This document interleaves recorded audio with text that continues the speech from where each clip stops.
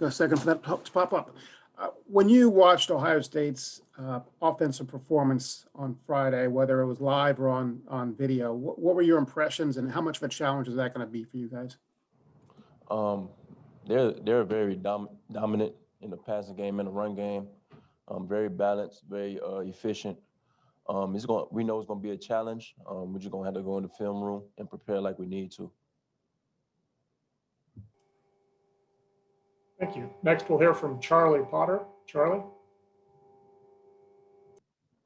Yeah, hey, Pat. Just wanted to ask you about Mac and Smitty. Just how happy are you guys for them to be Heisman finalists, and what's it been like for you as a defensive player to go up against them too this year? They probably not as excited as we are, but as a team, we're very excited for them. They deserve it, a very prestigious award. You know, they worked hard for it, and we're just excited for it tomorrow. You know, whoever wins it, we're gonna be happy for them. You know, just going against some guys every day, you know, it makes me better as a football player, but it also taught me, like, you know, going against guys like that, when you go on the field, it makes you 100 times better on game day. So, you know, it's a great opportunity for me. And, you know, with that individual success comes team success as well. Without the team, you know, we never would have known about those awards like that. So, you know. Next, we'll hear from Nathan Baird. Nathan? Hey, Patrick, how does it help you as a defensive player to play for a team with an offense that can put up 50 or more against anybody? It's very helpful. I say our offense helps us sometimes.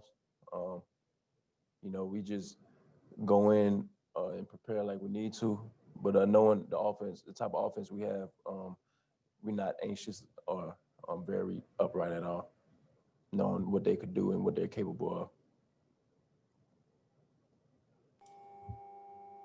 Next, Dennis Dodd. Dennis? Hey, Patrick, where's this team at if Najee turns pro last year? Say it again. Where is this team at if Najee decides to turn pro last year instead of coming back? Oh, you know, we was when he came back, we were all very, very excited. You know, he's a very good player.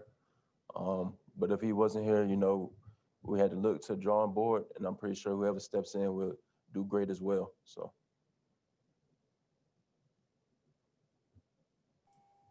Next, Patrick Murphy. Patrick? Patrick, I'm curious how much you've watched of Ohio State's receiving core, specifically Chris Olave, who obviously had the big game against Clemson, what you've seen out of that group. They're very finesse type of receivers. They got speed, they're vertical threats, but they also run great routes. It's going to be a challenge for us as a secondary and as a unit. So we're going to watch film on them and prepare like we need to focus on, you know, their concepts and what they like to do. Next, we'll hear from Tim May. Tim? Thank you very much. I was wondering, Patrick, as you watched Justin Fields, I would think you watched a little bit of that game the other night. Maybe you didn't, but, you know, he got hit in the back, came back in that game, threw for over 300 yards against those guys. And just what's your impression of Justin Fields, both from what you've heard about him through the last couple of years and then coming out of that game on Friday night? He's a high competitor. You know, he leads the team the right way. You know, they go off of him, and for him to come back in the game, that just shows, like I said, what type of competitor he is and what type of toughness he has. And their team success, you know, builds around him. So, you know, he's a great player all in all. Next, we'll hear from Stephen Means. Stephen? Hey, Patrick. Pre-injury, how did going against Jalen Waddle and Devonta Smith in practice every day, that combination of a slot receiver and an outside receiver, maybe prepare you for what you're going to see against Ohio State with Garrett Wilson and Chris Olave? You know, going against those guys every day in practice, you know, it's like a game day type of situation.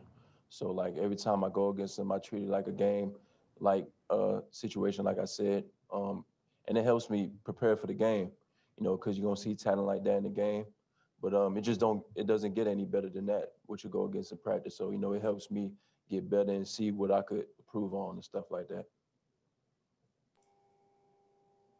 Next, we'll hear from Ashley Herman. Ashley? Hey, Pat, I know you probably are thinking about this, but, playing at home, how much does that mean to you, and where does it fall in your mind? Is it stay in the back of your mind, or where does that fall in importance? It's pretty exciting, to play back at home.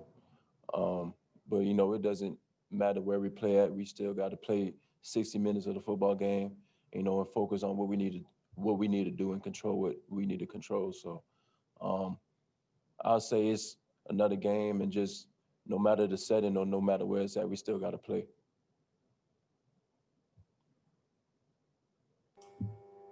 Next, we'll hear from Dan Hope. Dan? Hey, Patrick, you guys have had a couple games against Ole Miss and Florida where your defense gave up a lot of points. Just what do you think went wrong for your defense in those games? And does that concern you at all going to play at an offense like Ohio State? Going to those games, I felt like we wasn't as communicative as we needed to be. We wasn't flying around. We gave up big plays due to mental errors and stuff like that. Things that we can improve on in the film room and in practice. And, we just focus on and control on what we need to do to improve each week. So looking forward to this game, nothing's changed. We just got to, focus and prepare the right way. Thank you. Next is Bill Rabinowitz. Bill? Yes, I already asked my question, but I will ask another one. What stands out to you the most about Justin Fields? His arm. He's got a tremendous arm. He's very accurate as well. He could put the ball wherever he needs to, and he's very mobile in the pocket. He's a virtual threat. He could beat teams multiple ways with his arm and legs. So, he's a good player. Next up, we'll hear from Anthony Yero. Anthony? Hey, Pat, so talk about coming back home. What's the feeling of knowing that family and friends are going to be there to watch you play at Hard Rock? It's going to be a tremendous feeling. Having them come and support me back at home, it'd be a great feeling. I just got to show out and make them happy, make them proud, Yeah, and one more question for you. How does it feel, to give any advice to anybody from South Florida to be in the position that you are today? I just say work hard, and South Florida, there's talent everywhere. So your name will get called, and you will be on a bright stage like this. So just keep working and keep striving to perfection.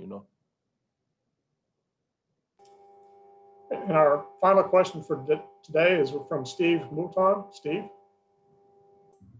Pat, a lot of questions about the secondary heading into the season, and certainly you've elevated your game. There's no doubt about that. But I'm curious to get your thoughts on Brian Branch and really what you've seen development-wise out of him.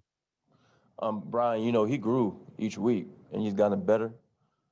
He's more confident out there. He's not a freshman anymore.